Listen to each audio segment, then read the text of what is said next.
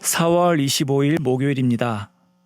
오늘 새벽 우리에게 주시는 하나님의 말씀은 누가복음 19장 45절부터 20장 8절까지의 말씀입니다.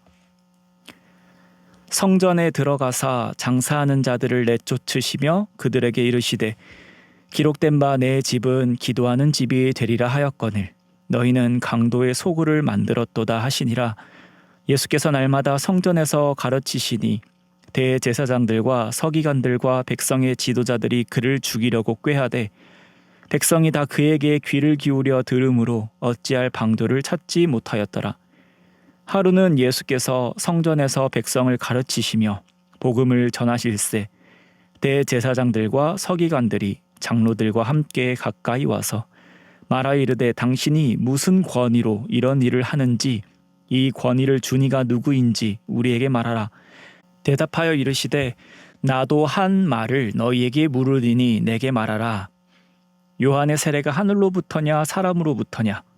그들이 서로 의논하여 이르되 만일 하늘로부터라 하면 어찌하여 그를 믿지 아니하였느냐 할 것이요 만일 사람으로부터라 하면 백성이 요한을 선지자로 인정하니 그들이 다 우리를 돌로 칠 것이라 하고 대답하되 어디로부터인지 알지 못하노라 하니 예수께서 이르시되 나도 무슨 권위로 이런 일을 하는지 너희에게 이르지 아니하리라 하시니라. 아멘.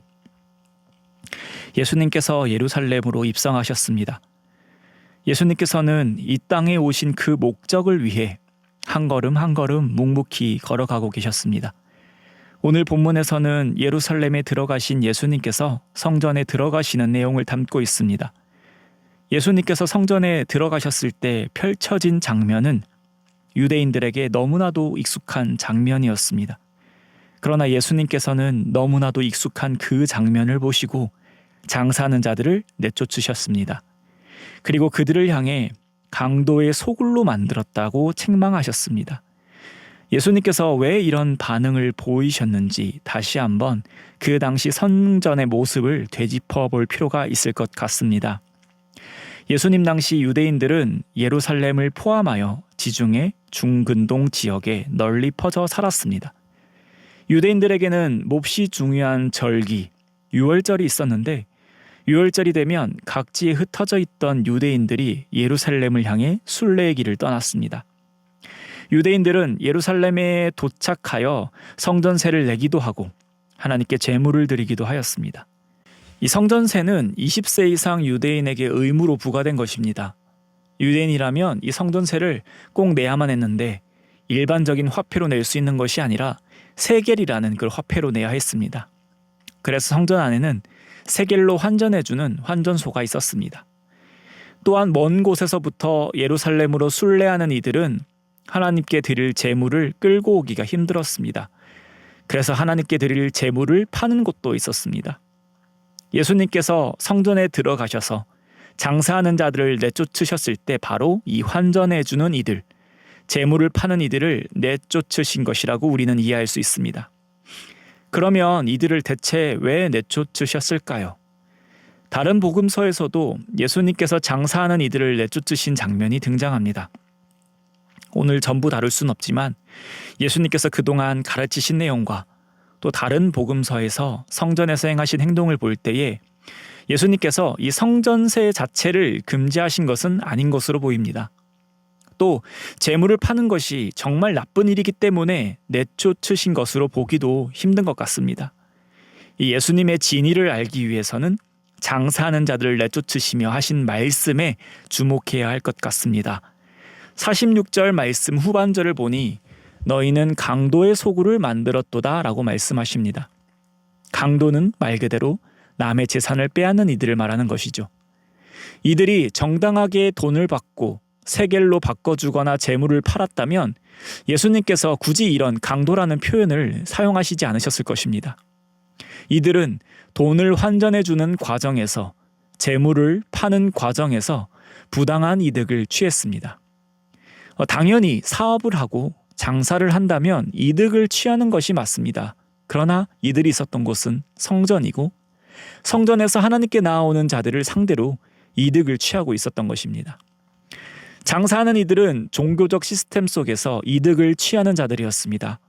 그들은 하나님을 돈벌이로 이용할 뿐이었고 가장 거룩하고 가장 정결해야 할 부분에서 개인의 욕망을 채웠습니다. 그리고 이런 끔찍한 악취가 나는 그 중심에 바로 종교 지도자들이 있었습니다. 하나님의 백성을 바른 길로 인도해야 할 자들이 앞장서서 악취가 나는 곳으로 부패의 길로 그들을 밀어넣은 것입니다. 그들은 종교적 시스템을 구축하고 그 속에서 자신들의 배를 불리려 하였습니다. 그래서 예수님은 그곳에서 장사하는 이들뿐만 아니라 하나님의 백성을 착취하여 자신의 배를 불리고 있는 종교 지도자들을 향해서 일침을 가하신 것입니다. 종교 지도자들은 예수님의 이러한 행동에 대해 자신의 엇나간 모습을 깊이 회개하고 돌이켜야 했습니다. 하나님께서 자신에게 주신 그 직분답게 행동해야 했습니다. 그러나 그들은 예수님을 방해물로만 여겼습니다. 예수님 때문에 그들은 피해를 받는다 생각했습니다.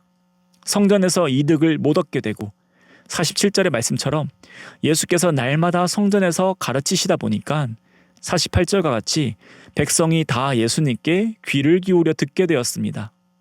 이 백성이 예수님께 귀 기울인다라는 것은 종교 지도자들의 가르침에 대해 의문을 가지거나 그들의 가르침을 또 버린다라는 말도 됩니다.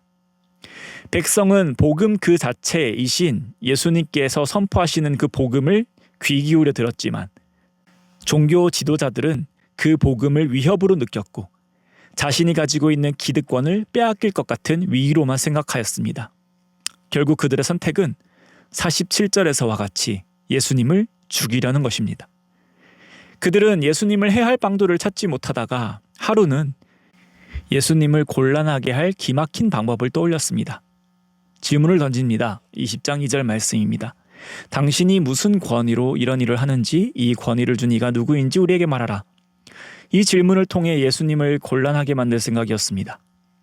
예수님께서 하시는 그 대답을 통해 그들은 꼬투리를 잡아서 신성모독으로 걸고 넘어지든지 거짓말쟁이로 만들든지 하여 예수님을 끌어내리려 하였습니다. 그러나 예수님은 오히려 그들에게 반문하십니다. 4절의 말씀처럼 요한의 세례가 하늘로부터냐 사람으로부터냐. 예수님의 이 질문에 종교 지도자들은 대답할 수 없었습니다. 5절과 6절에서 말씀하듯이 어떤 대답을 해도 그들에게 난처한 질문이었기 때문입니다. 이로써 곤란한 질문을 통해 예수님을 끌어내리려던 그들의 계획은 수포로 돌아갔고 오히려 그들이 더욱더 난처해지는 결과를 얻게 되었습니다. 사랑하는 성도님, 예수님을 경계하고 예수님을 죽이려고 하는 이들을 통하여 얻어진 결과는 무엇인가요? 예수님은 정말 그리스도시고 하나님의 아들이심이 견고해지는 겁니다. 무슨 권위로 이런 일들을 하냐는 그들의 질문에 예수님은 직접적으로 대답하시지 않았지만 오히려 반문을 통해 말씀하시는 것입니다. 나는 하나님의 보내심으로 이곳에 왔고 내가 참 메시아다라는 것을 말이죠. 예수님은 참 하나님이십니다. 그리고 모든 것의 주인 되시는 하나님의 구원 계획은 그 누구도 방해할 수 없습니다. 예수님께서 이 땅에 반드시 오신 것처럼 반드시 십자가에 달리실 것이고 부활하실 것이며 분명히 다시 오실 것입니다. 그러니 이 믿음을 가지고 있는 우리는 오늘도 그 믿음 안에서 살아야 하겠습니다. 하나님의 모든 말씀이 성취되고 이제 예수님의 재림만을 기다리며 살아가는 우리의 삶의 목적이 오늘 우리의 하루에 녹아 있어야겠습니다. 세상 것을 위해 살아가는 것이 아닌 진정한 그리스도이신 예수님을 위하여 살아가는 우리가 되기를 원합니다. 이웃을 사랑하고 섬기며 하나님께 영광 올려드리는 것을 오늘 하루의 목적으로 삼아 예수님을 진정 하나님으로 인정하는 행동을 드리며 살아가는 우리가 되기를 소망합니다. 또 오늘 말씀을 통하여 우리가 생각해 볼 것은 우리의 목적을 잃어버리고 방황하고 있진 않은가 생각해 보기를 원합니다. 어느새 구원받은 것이 우리의 업적이 되어 그것으로 기득권층이 되어 살아가고 있진 않은가 생각해 보길 원합니다. 우리 교회 공동체가 더욱 낮아지고 섬기고 헌신하여 예수 그리스도의 사랑을 증거해야 하지만 오히려 모이기를 힘쓰는 것이 우리의 힘을 기르기 위함이고 믿지 않는 이들을 정죄하고 세상을 판단하며 구원받은 것이 마치 우리의 기득권이 되어 칼을 휘두르고 있지는 않은지 말입니다. 세상의 많은 리더들을 보며 또 예수님 당시의 종교 지도자들도 자신의 잘못이 무엇인지 알지도 못하는 그런 처참한 상태에 우리가 빠져 있진 않은지 생각해 보길 원합니다. 그들은 그들의 행동이, 그들의 생각이, 그들이 세운 규칙이 다 하나님을 위해서다라고 하며 행했을지 모릅니다. 그들의 행동을 오늘 우리가 닮아 다 하나님을 위한 거고 교회를 위한 것이라고 하지만 오히려 그것으로 인해 이웃들이 우리를 통해 소망을 얻는 것이 아닌 소망을 잃어버리고 그리스도 안에서 생명을 찾기보다 그리스도를 오해하는 일들이 일어나진 않는지 말입니다. 오늘도 우리의 목적을 기억하시며 살아가는 하루가 되길 원합니다. 우리가 얻은 것은 기득권이 아니라 복음이고 은혜입니다. 이것을 우리는 우리만 누리며 살아가는 것이 아니라 우리 이웃들에게 우리의 삶으로 또 우리의 입술로 전해주어야 합니다. 사랑하는 성도님, 오늘 전능하신 하나님만을 신뢰함으로 하나님께 영광 올려드리는 삶을 사시기를 소망합니다. 또한 우리에게 선민의식, 특권의식이 있다면 그 모든 것 내려놓고 우리에게 친히 죽으심으로 보여주신 그 예수님의 그 사랑을 담기를 힘써서 더욱더 낮아지고 더욱더 섬기며 세상에 소망을 줄 수 있는 우리가 되기를 주님의 이름으로 축복합니다. 기도드리겠습니다. 하나님 아버지 감사드립니다. 오늘도 우리에게 풍성한 은혜를 주셔서 하나님의 말씀을 보게 하시고 알게 하시고 깨닫게 하시니 감사합니다. 오늘도 우리에게 주신 하루의 삶 속에서 하나님의 주되심을 인정하며 살아가는 자들 되게 하여 주시옵소서. 하나님께서 우리에게 원하시는 바를 잘 기억하고 깨달아서 온전하고도 맑은 정신으로 예수님의 제자의 길을 기꺼이 걸어가는 자들 되게 하여 주시옵소서. 그러나 이 모든 것이 우리의 힘으로 되지 않음을 잘 알고 있습니다. 우리는 우리 자신을 잘 압니다. 연약하고 또 넘어지고 또 늪에 빠져 허우적거리는 자들이 우리임을 알고 있습니다. 그렇기 때문에 늘 그리스도 안에서 하나님과 동행함으로 오늘을 살아가는 은혜를 누리게 하여 주시옵소서. 우리의 부족한 삶의 예배를 통하여 주님 영광 받아주시고 우리 또한 전능하신 하나님 아버지로 인해 만족하는 삶 살게 하여 주시고 그런 우리의 삶을 통하여 하나님을 모르는 이웃들에게 복음을 증거하며 살아가는 자들 되게 하여 주시옵소서. 감사드리며 이 모든 말씀 우리를 구원하신 예수 그리스도의 이름으로 기도드립니다. 아멘. 우리 이 시간 함께 기도하실 때에 주신 말씀을 붙들고 기도하시고 주간 기도 제목에 따라서 훈련과 교육을 위해서 기도드리겠습니다. 제자 훈련을 비롯한 평신도 훈련을 통하여 예수님 닮은 온전한 주님의 제자들이 세워지도록 기도해 주시기 바랍니다. 또 주일학교와 청년 부흥을 위하여 함께 기도해 주시기 바랍니다. 우리 담임 목사님과 모든 말씀 사역자들을 위해서 우리 주일학교 교사들을 위해서 기도해 주시기 바랍니다. 우리 합심 기도 제목과 개인 기도 제목으로 기도드리겠습니다. 기도드리겠습니다.